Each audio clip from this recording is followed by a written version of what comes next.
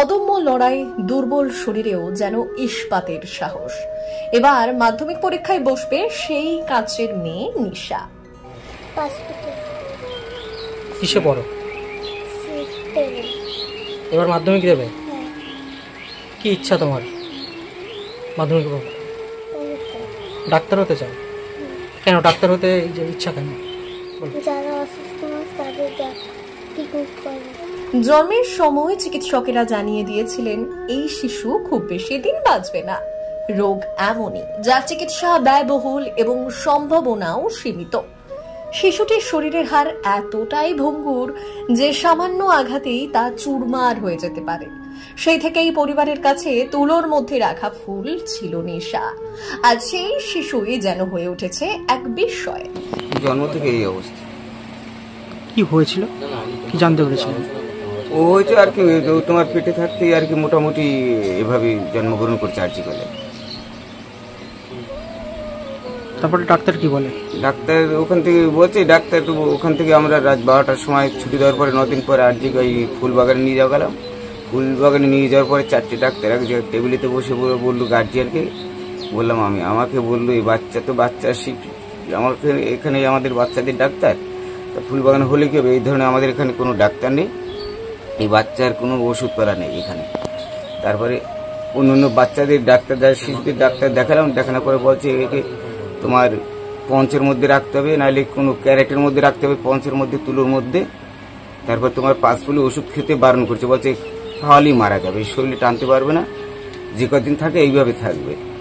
সেইভাবে ডাক্তার কবিরাজ নানান রকম দেখে তেল মালিশ টালিশ করে মোটামুটি কিছুটা সুস্থর দিকে এসছে। ভেঙে না পড়ে নিজেকে তৈরি করেছে এক সংগ্রামী জীবনযাত্রার জন্য। বছর 15 সেই ছাত্রী নিশা চক্রবর্তী এবার বসতে চলেছে মাধ্যমিক পরীক্ষায়। উত্তর 24 পরগনার গাইঘাটা ব্লকের পাঁচপোতা ভাড়াডাঙ্গা উচ্চ বিদ্যালয়ের 10ম শ্রেণীর ছাত্রী সে। একটি বিরল জেনেটিক রোগ অস্টিওজেনেসিস ইমপারফেক্টাতে আক্রান্ত হয়েছে সে। এই রোগে শরীরের হাড়গুলি অত্যন্ত ভঙ্গুর হয়ে পড়ে। সামান্য চাপ বা নড়াচড়াতেও হাড় ভেঙে যাওয়ার ঝুঁকি থাকে। সেই কারণে ছোটবেলা থেকেই মায়ের কোলে চড়ে স্কুলে যাওয়া, সাবধানে চলাফেরা, এইভাবেই চলে নিশার জীবনযাত্রা। খুবই তো খেয়ালে রাখতে হয় নাকি? হ্যাঁ, ছোটবেলা থেকে প্রচুর খেয়ালে রাখতে হয়, মানে সবাই বাড়িতে সবাই ওগুলো দেখে। স্কুল যাতায়াত কিভাবে করে?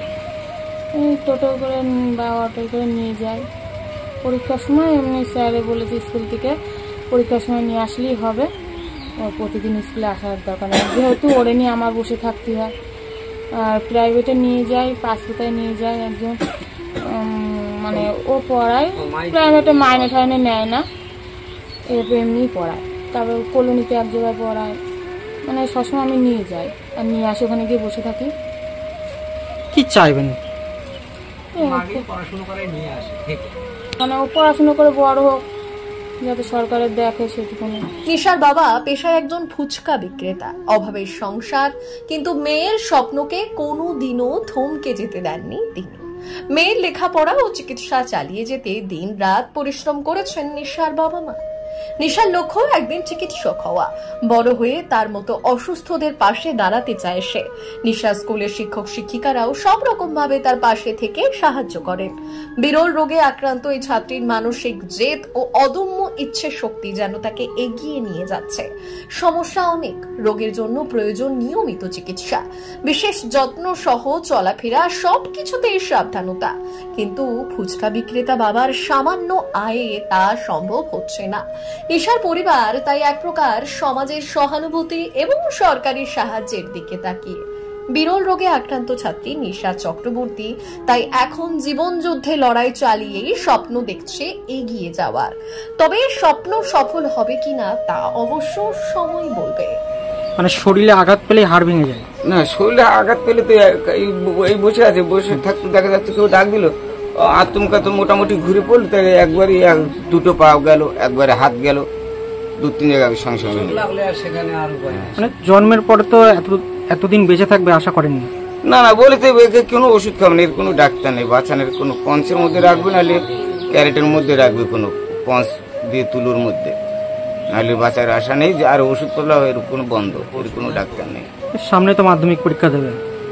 হ্যাঁ, সে তো বহুত কষ্ট করে মোটামুটি ভাবছি এখন টিকে আছে চোখের সামনে, এটাই সব থেকে বড় প্রশ্ন। কি চাইবেন সরকারের কাছে? সরকারি যেটা সাহায্য এর করার মতো সেটুকু যদি হেল্প করে সেটাই এর কাছে অনেকটাই উপকৃত।